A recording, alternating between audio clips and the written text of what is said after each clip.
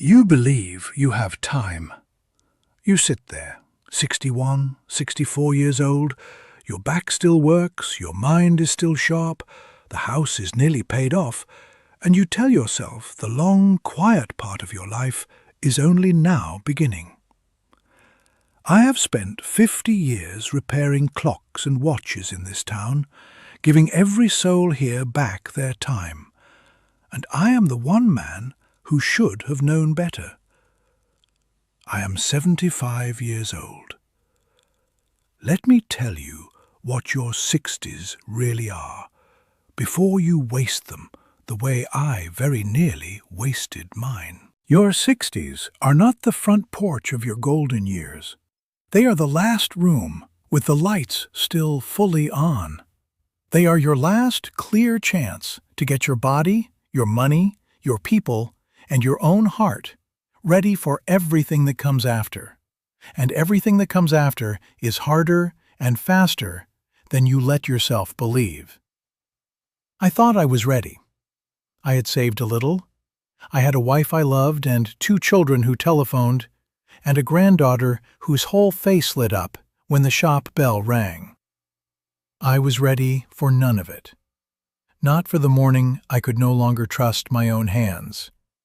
Not for the quiet that moves into a house when the people start leaving it faster than you can grieve them.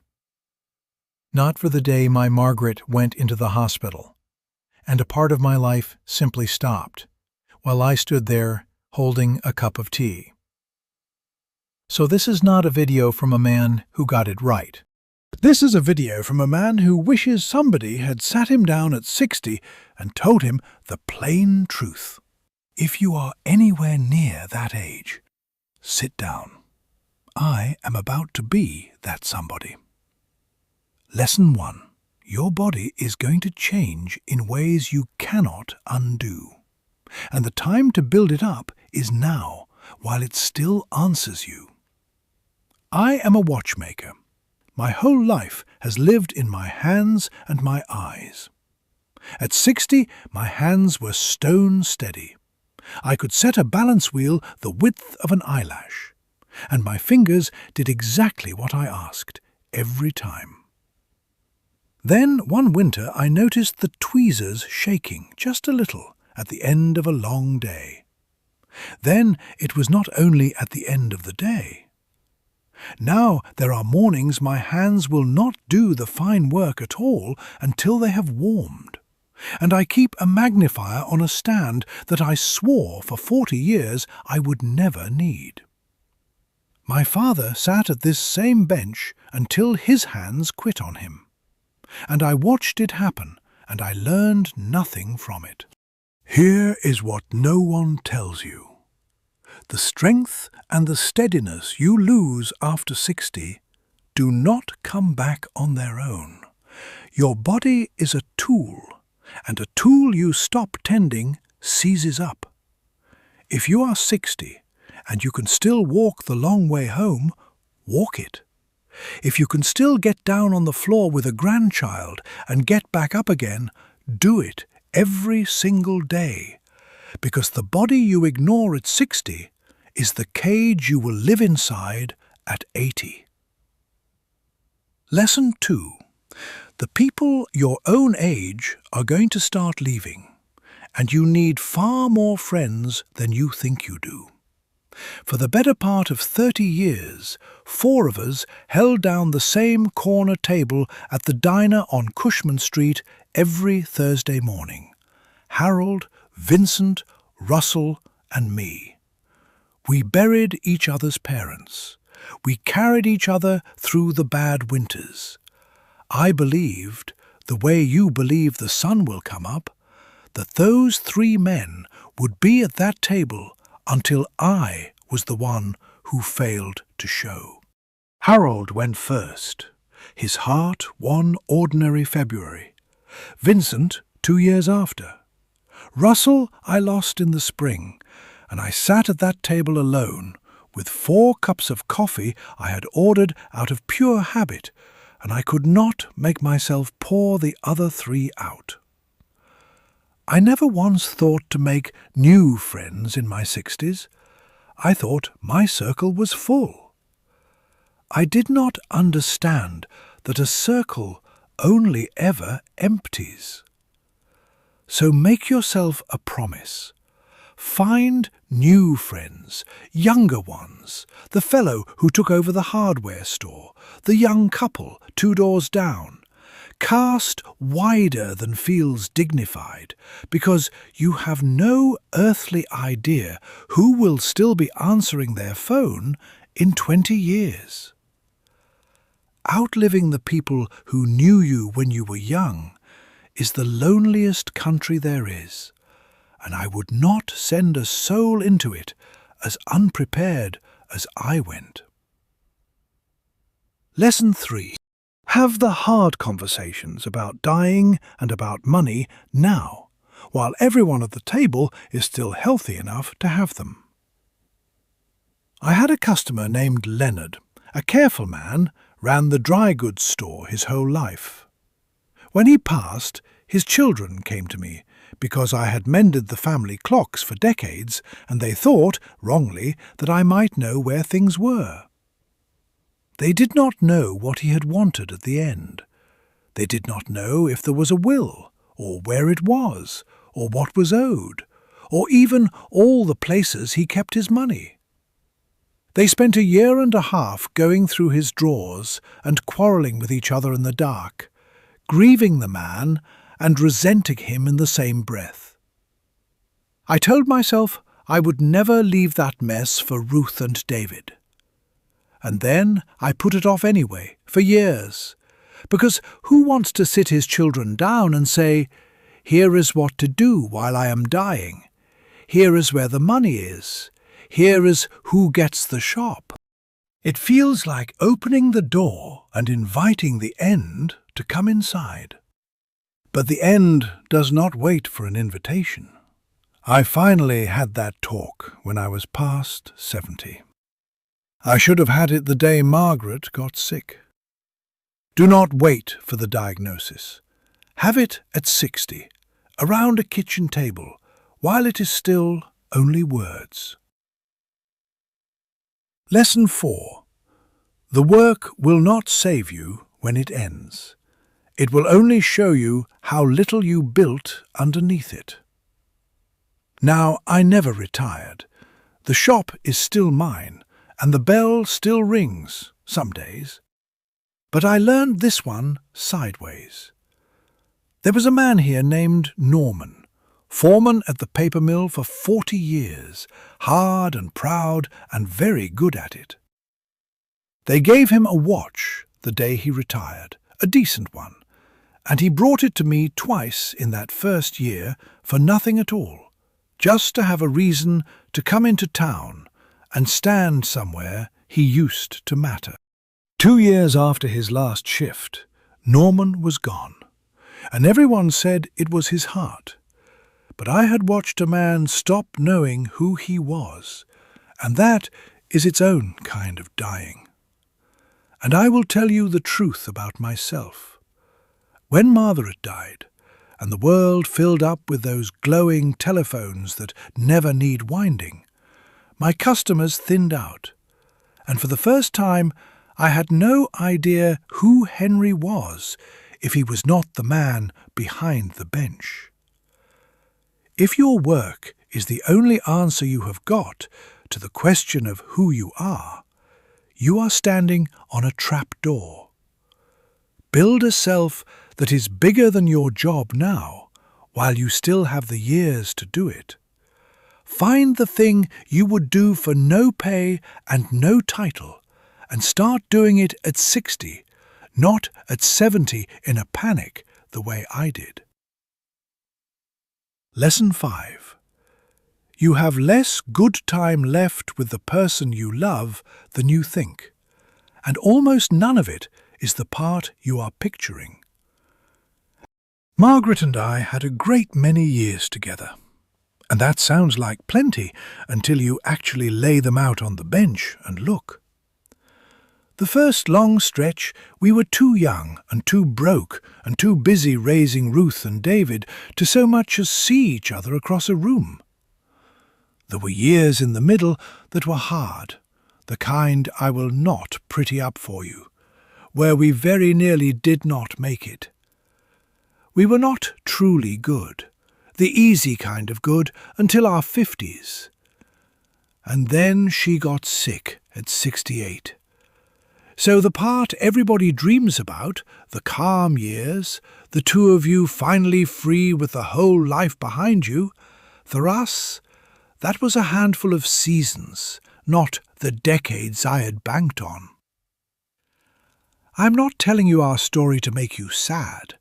I would give the shop and every clock in it for one more ordinary Sunday with her. I am telling you that I believed the good window would stay open for ages, and it does not, for anyone. If your person is still across the table from you tonight and healthy, take the trip this year. Say yes to the thing. Do not save the good china for a someday that has fewer days in it than you think. Lesson 6. Forgive the people you are angry at now, today, because later the door closes and it does not open again. There was a man named Lester, the jeweller, 3 doors down for most of my working life. We started out friends, and we ended over money, a job we shared and split badly. Words said in the back of his shop that neither of us would take back. For 9 years we passed on the same street and looked through each other like glass. I was certain I was in the right. I waited for him to be the one to cross the street first. Lester died on a Sunday. Still owing me an apology, I had decided mattered more than his friendship did. And now there is no street left for either of us to cross. 9 years of stiff silence. And for what? For being right. For pride dressed up as principle. If there is a person you have stopped speaking to, someone you loved who hurt you or who you hurt, do not wait for them to come to you. Pick up the telephone today. People do not hold still and wait for you to feel ready. They simply go, and they take your last chance out the door with them. Lesson 7. Your grown children do not need your advice. They need you in the chair. I had 50 years of knowing how a thing ought to be done, and I handed it out to Ruth and David whether they asked for it or not, about their work, about their marriages, about how they were raising the little ones. I thought that was love. I thought the wisdom was the gift. It was not the gift they wanted. Every piece of advice I pushed across the table was really me saying, I do not trust you to work this out yourselves. It took me too long, and 1 cold year of David barely calling, to understand it. What they wanted was simpler and harder for a proud man to give. They wanted me to come to dinner and not fix anything, to hold the baby and ask about their day and keep my opinions behind my teeth. Here is the part I got right, and mostly by accident. My granddaughter Emma, when she was small, used to stand at my elbow at the bench and hand me the wrong tools with enormous confidence, and I learned to just say thank you and take the wrong tool, because she did not want a watchmaker. She wanted her grandfather. Your children want the very same thing. Show up. Love them out loud. Let them be wrong without a lecture. That is the whole of the job now. Lesson 8. Write things down. because your memory is going to empty out and carry the best things off with it. I have kept a ledger of every clock and watch that ever crossed my bench. 50 years of them, the make, the fault, the date, all in my own hand. I can still tell you about a pocket watch I serviced in 1971. But I cannot reliably tell you what I ate yesterday. And I have caught myself reaching for the names of my own customers. This is not a tragedy. It is only what a brain does when it has run this long. But if you do not get out ahead of it, you will lose things that cannot be replaced. So write them down. Write down how your mother actually sounded when she laughed. Write down the recipe before the only person who knew it by heart is gone. Write down what your father said to you the day you left home. Write down who you were before you got old, for the grandchildren who will otherwise only ever know the slow, grey version of you. I kept 50 years of other people's time in that ledger, and not one page of my own. I started a notebook for my own life far too late, and there are whole years I reach for now and find the page already blank. Lesson 9. You are going to be afraid, and the only courage that counts is doing the thing while you are still afraid of it. I spent my early 60s refusing to look at any of this, afraid of my hands going, afraid of losing Margaret, afraid of the empty house and the long evenings, and one day needing help to do what I had always done alone. I thought that if I simply did not look at the fear, it might pass me by. It did not pass me by. Nearly every single thing I was afraid of happened anyway. Margaret went. The hands began to shake. The house went quiet as a stopped clock. And here is the thing I could never have known from inside the fear. I am still here. I am still Henry. I still laugh when Emma tells me a joke she is far too clever for. I still want my coffee a certain way, and I still feel something lift in me when that 90-year-old clock on my wall strikes the hour. The things I dreaded did not end me. They changed me. They took things from me, but they did not end me. You cannot dodge the hard part by refusing to think about it. You can only meet it standing up or be dragged to it on your back. Standing is better. I have tried both. Lesson 10, and this is the one I need you to truly hear, from the one man in this town who of all people should have understood it first. The last stretch of your life goes by faster than all the years that came before it put together. I have measured time for other people my whole life. I have held thousands of hours in my 2 hands and never once felt them move, and still it got past me. I blinked and I was 60. I blinked and the shop bell was ringing less, and Margaret was tired all the time. I blinked and I was a widower of 75, winding a clock alone in the dark. When you are young, time drags because everything is happening to you for the first time.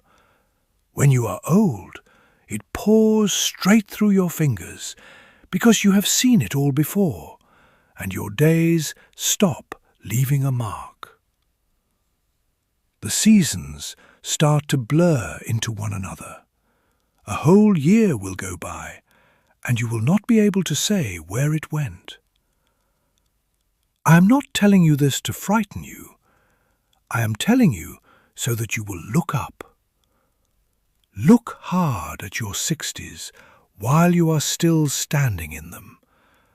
Do not let them run through your hands the way I let mine, fixing everyone else's time while my own quietly ran out.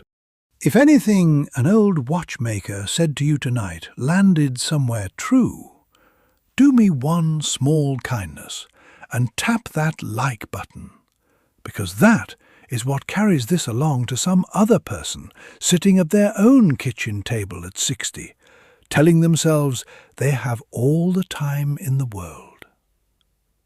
And tell me down in the comments one thing you are going to stop putting off this week. Just one. I read every single one of them. If you would like to sit with me a while longer, the shop is always open here, so go on and subscribe and pull up a chair. I am 75 years old. Most nights I still wind that old wall clock and tell Margaret about my day. And she does not answer, and I wind it anyway. Do not wait the way I waited. Look up while the lights are still on. Good night now.